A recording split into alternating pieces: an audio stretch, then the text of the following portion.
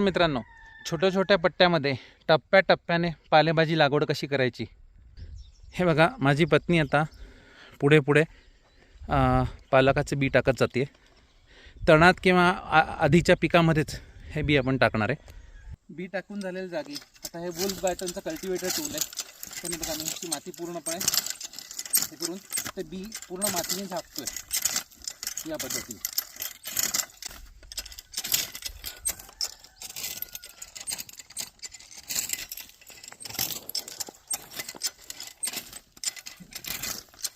यामध्ये तणही उपटलं जात आहे, तण मातीत मिक्स होत आहे आणि बी झाकलं जात आहे.